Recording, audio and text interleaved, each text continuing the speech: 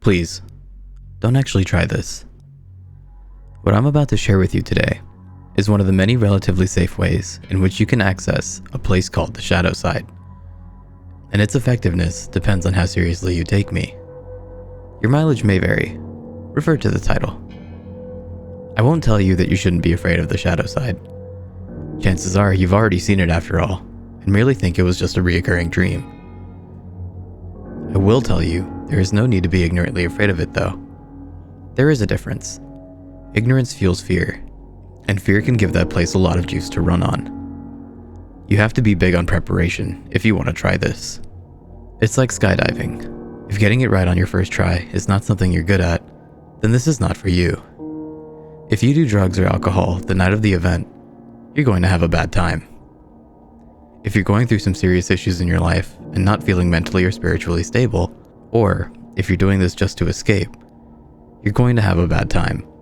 And if you don't follow my instructions, particularly the multiple backups I'll give you, which trust me, are there for a reason, you're going to have a bad time. The name of this game is The Three Kings, by the way. The ingredients are as follows. You'll need a very large, empty, and quiet room, preferably without windows. If windows exist, you need to be able to cover them and ensure total darkness. Basements usually work well, if they're roomy enough. A pack of candles. You'll only use one if all goes well, and a lighter. A bucket of water and a mug. A fan. 2 large mirrors, like the one on your dresser. Don't worry, they won't be harmed. Or if they are, it'd be the least of your concerns. 3 chairs, an alarm clock, an active cell phone. Don't forget to charge the goddamn battery. A loved one willing to follow rules and go along with all this madness. And a small toy or dear object from your childhood. The setup is simple. Start setup at around 11 p.m. Place 1 chair in the center of the room, facing north. This is important. Place the other 2 chairs exactly to the left and right, facing your throne. The distance between your throne and that of your queen and fool should be about the length of your arm to each side, more or less. Place the 2 large mirrors on the queen and fool chairs left and right of you, facing you and each other. Try your best to have them stand at a 90-degree angle, or else you may get more or less than 3 kings.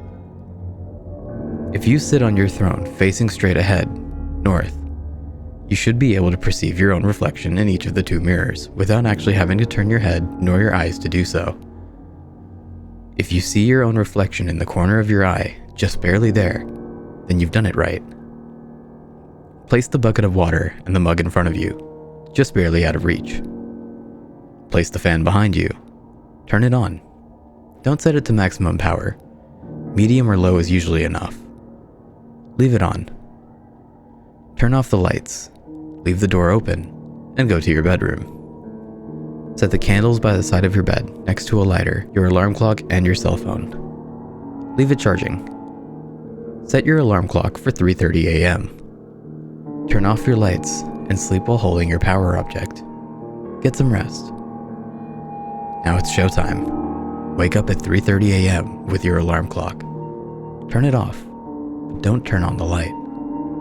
You have exactly 3 minutes to light your candle, grab your cell phone, and make your way to the dark room to sit on your throne. You should be seated by 3:33 a.m. Don't forget your power object. Check for potential red flags. If your cell phone didn't charge for whatever reason, abort the mission. If the alarm didn't go off exactly at 3:30 a.m., abort the mission. If you find the dark room door closed, remember you left it open. Abort the mission. If the fan is turned off, you left it on. Abort the mission. Side note, if you have to abort the mission due to any of the above, leave the house with your loved one. Go to a hotel or something. There's no need to run. You have time to grab a jacket and your keys and whatnot, but leave. After 6 a.m., the coast should be clear. If all is going as planned, you can proceed and take your throne. Do not look directly at either of the 2 mirrors beside you. Do not let the candle go out. The fan is behind you. You must protect the candle with your body, which is standing in between. There's a reason for this, as you'll soon see. Look straight ahead at the darkness, not at the candle, not at the mirrors, just straight ahead. Eagle-eyed readers surely noticed I didn't say during the setup which chair was queen and which chair was fool. That's because it's your job to find out, and from their point of view, you are either their queen or their fool, hence 3 kings. I won't spoil what happens next. Suffice to say, you won't be alone, and if you have any questions, you'll get answers. Sometimes in the form of new questions, but hey, that's the story of humanity, eh? Just stay put and try not to move. Again, do not look directly at the mirrors or the candle, just straight ahead. Trust me. Don't chicken out either. You need to wait until 4:34. By 4:34, it's all over. It's okay to tremble a little bit. Just try not to. Not because it affects the ritual or anything. It's just a pussy thing to do while in polite company. Did I mention not to let the candle go out? That's what the fan is for. You're protecting the candle with your body. But if your body was to be suddenly moved, then the fan would turn off the candle. That's backup number 1. Your loved one is backup number 2. At 4:34, she has to come in the room and call your name. If that won't work, she has to call your cell phone. If that won't work, she has the glass of water and the bucket. She can't touch you though. That's a newbie mistake. Backup number 3 is your item of power, the toy or locket or whatever object of strength you brought along for the ride. It'll show you the way if shit hits the fan. Multiple backups. You gotta be like a Boy Scout if you do these things. If you half-ass it all the way so that it won't work. Worst you can do is take it seriously enough for it to work and not seriously enough to be prepared for the consequences. If in doubt, refer to the title.